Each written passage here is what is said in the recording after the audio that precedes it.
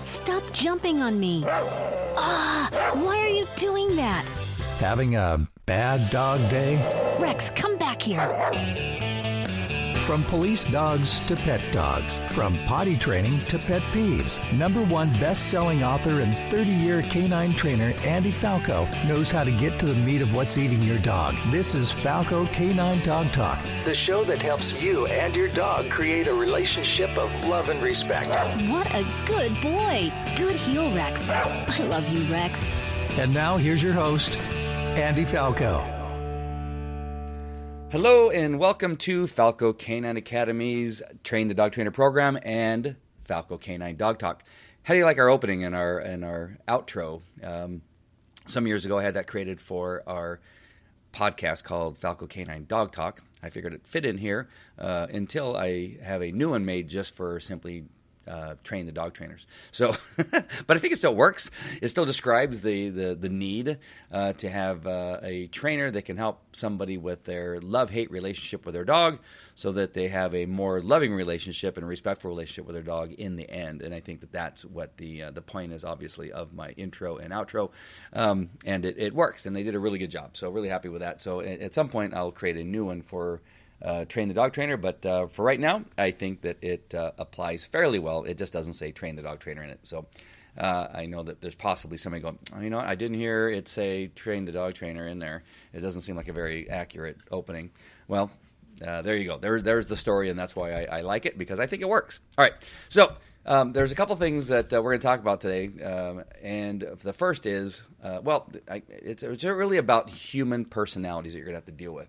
And understanding them, and understanding, one, that if you do a search on Google, if you put in personality types, you're going to get there's about 16 personality types. And what I want to address first is that I think it's important. Now, you will learn over time a lot about dogs and their personalities and the difference between one breed over the next, and really begin to understand, that aspect of being a dog trainer is recognizing and understanding aggression and fear and rank and guarding and protection and possessiveness and all the things that go along with it. And you're going to get really good at that. I think it's equally as important because, remember, in the last podcast I talked about that the human is the most important aspect of this business of training dogs, even more so than the dog themselves. And it is extremely important. So I think that you need to put as much effort into learning about the personality traits of the dog into understanding the personalities of the human beings that they're connected with, because you get so many different combinations. If you get an aggressive dog with a very wishy-washy person who's weak in strength and weak in personality, it's going to go horribly wrong. And then that may be the time that you step in and say, listen, I think you just got the wrong dog. If you have a really strong personality of a person who's strong in physical and strong in their personality, and then with a really soft dog that pees on himself all the time because of his nervousness and fearness, you need to understand that right away, that how that is going to be a very difficult thing to deal with in regard to training. And so I think it's as important, and again, even more important, to understand the human than it is the dog. All right, so that's one. Number two, there's a couple of different things you can look at, and that is, again, the 16 personality types, which I think is too many, but you should know it. You shouldn't look at everybody out of these 16 necessarily. It just depends on who you are, what your personality trait is. I'm going to try to put some links in the description of this podcast that you can click on that will allow you to take a test to find out who you are in regard to the 5 personality traits that we're going to talk about in actuality. But let me just point out the 16 personality traits that if you go and do a Google search, you'll probably come across. And they're important to visit, to learn, to read. But I'm going to narrow it down to just 5 in another type of study that is done. All right, so here are the 16. The duty fulfiller, the mechanic, the nurturer, the artist, the protector, the idealist, the scientist, the thinker, the doer, the guardian, the performer, the caregiver, the inspirer, the giver, the visionary, the executive. And so just by their names, you can right away pretty much understand what type of person that is. If you hear the word nurturer, you know that it's somebody that's kind and conscientious. They're dependent on follow through from people. You can depend on them usually because they're nurturers. They're very stable and practical and all those things. If I were to talk about the, let's go down to the executive, assertive and outspoken. A visionary is creative and resourceful. So you can see that you can identify people quite often, fairly quickly, in one of these 16. And again, I think they're important to know, and you should study them. But I'm going to make it a little bit easier, and I'm going to give you the 5 facets, or the 5, what do they call it? Hold on. The 5 personality traits that you find, I think, a little bit more often at the University of Utah, University of Virginia, Michigan State. There's professors over there that did a write-up that you'll probably find. It's in NOBA, N-O-B-A. Talks about these 5 personality traits. And the acronym is OCEAN. That's how you're going to remember what they are. OCEAN stands for openness, a personality that has openness. Another one that's conscientiousness, extraversion, agreeableness, and neuroticism. So OCEAN stands for those 5 personality traits. Now, it is going to be either easier or difficult to work with somebody as a customer if they have one of these traits over another. All right, so let's visit. I'm going to go out of order of OCEANs, and we're going to out of order a little bit, but you got consciousness. Somebody who has the consciousness personality trait of competence, order, dutifulness, achievement, striving, self-discipline, deliberation.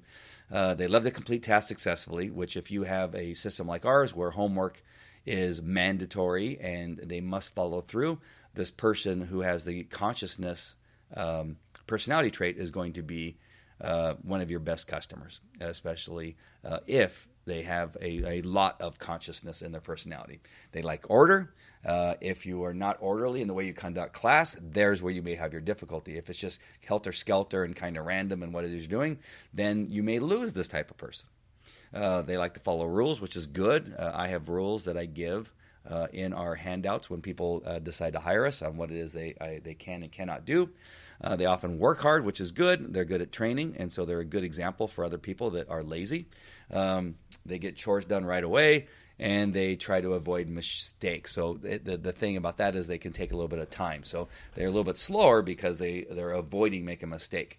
But I think that's good. I think that's a good trait to have. On the opposite, the reason I'm going out of order is to kind of give you the complete opposites. You have neuroticism.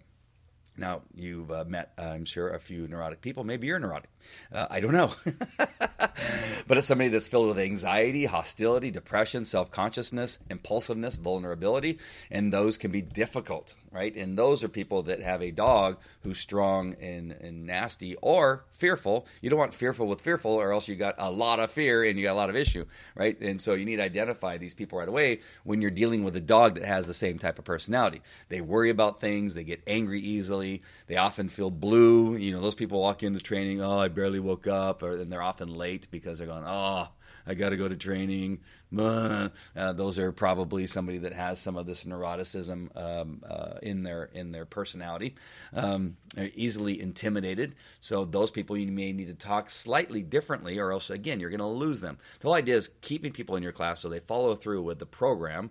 If we're talking about a group obedience class, it could be 7, 8, 10 weeks, and you don't want to be so intimidating in the beginning that they don't want to return, right? It's very easy to intimidate them out of the class, unless you want to intimidate them out of the class, right? They often eat too much, and they panic easily.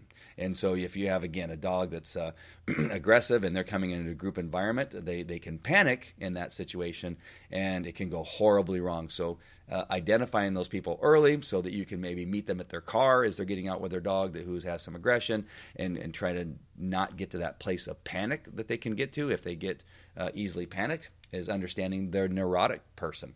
And knowing who they are and what type of dog they have and what it is they're doing. And then we move into extroversion. They're warm people. They're gregarious. Assertiveness shines through or shows through. They like a lot of activity. They excitement seeking, positive emotions. I like these kind of people myself. I tend to be, I think, a little bit of an extrovert. We tend to make friends easily, love large parties, take charge. I'm always busy, love excitement, and radiate joy. I don't know if I radiate joy, but I like to have a good time, so maybe I do. And so these are people that have, in class, they're good to have a mix of those. You don't have too many, because too many extroverts can cause you to lose focus. It can cause other people to lose focus because they're too much, and you need to know how to handle people that are extroverts. There are some people that just need attention, and you need to sometimes back them down just a little bit and say, okay, there's a time for this, but right now I need you to listen. I know that you find yourself very funny, but right now we need to focus on what it is we're doing. And so you need to be a take charge type of person and take charge when you have too many extroverts or a very strong extrovert in your class, in a group training environment, and get them to power down just a little bit, because they often want to take the limelight. And it's subconscious, I think, sometimes with them. They don't realize that that's what they're doing, but because you're standing in front of the group, they feel like, well, I want to be the one standing in front of the group, and I want people to pay attention to me. You need to back them down and say, this is not your class. I actually have done that. I've said, Joe, are you ready to lead the class? Because apparently that's what you're trying to do. Or it was something a little bit more funny than that. That wasn't that funny.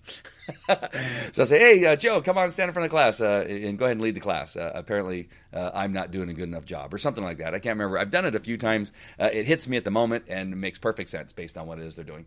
But that's one way of backing them down, is actually putting them in a position where they go, oh, I've pushed too far, right, and back them down.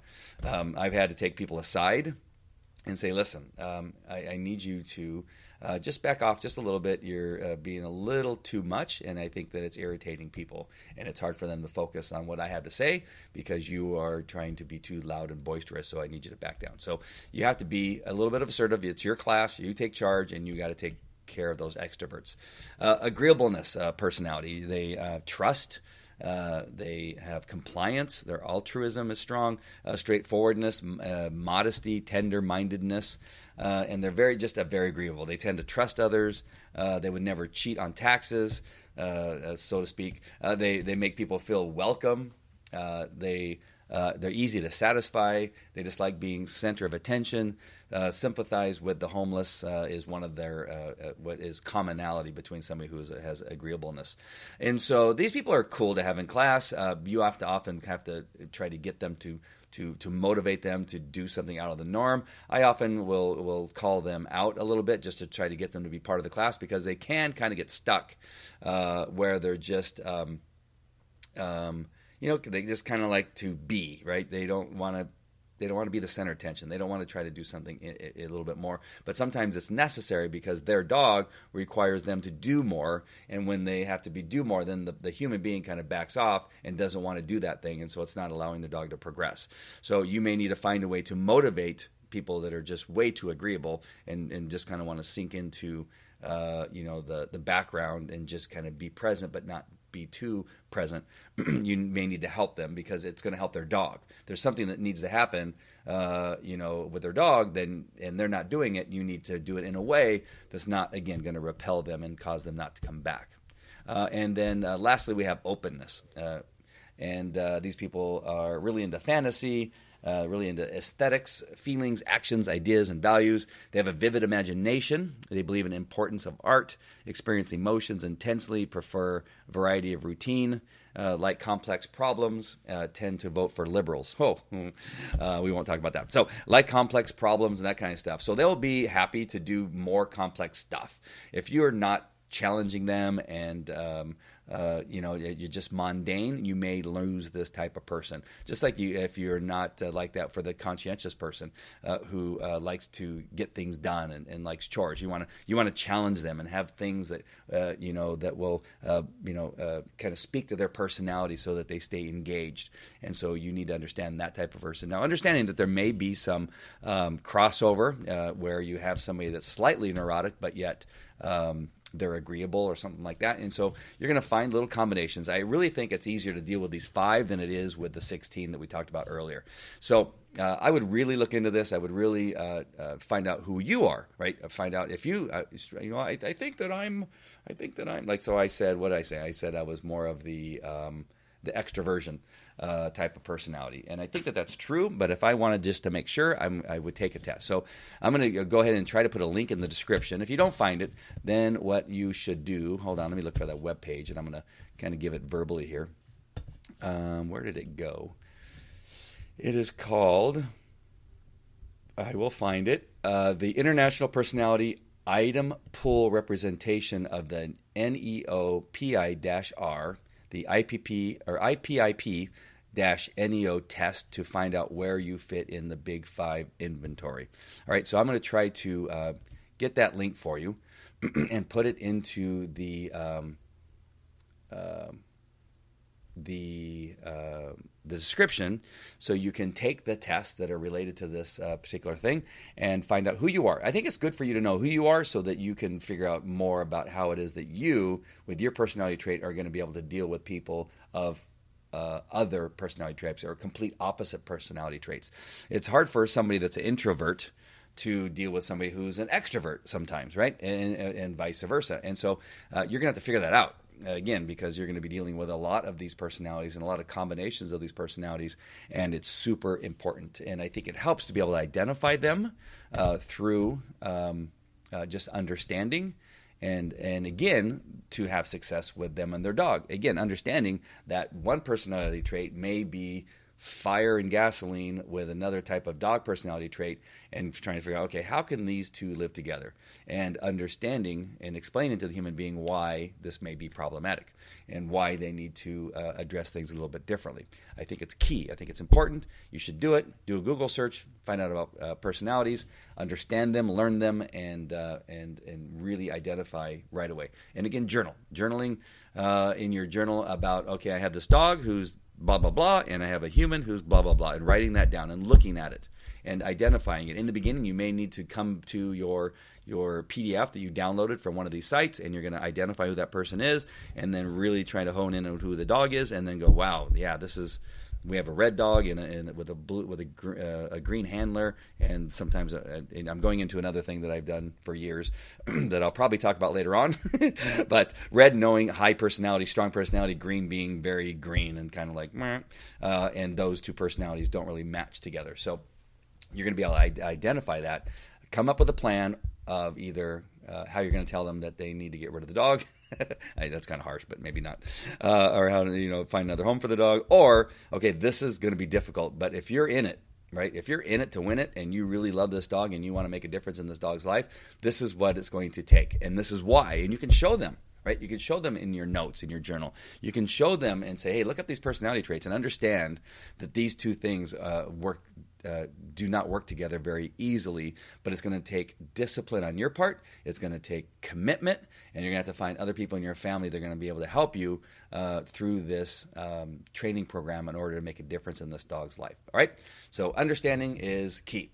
I hope you enjoyed this episode and realize that it's an important step for you to be involved in the study of human traits and personalities so that you can have success as a dog trainer.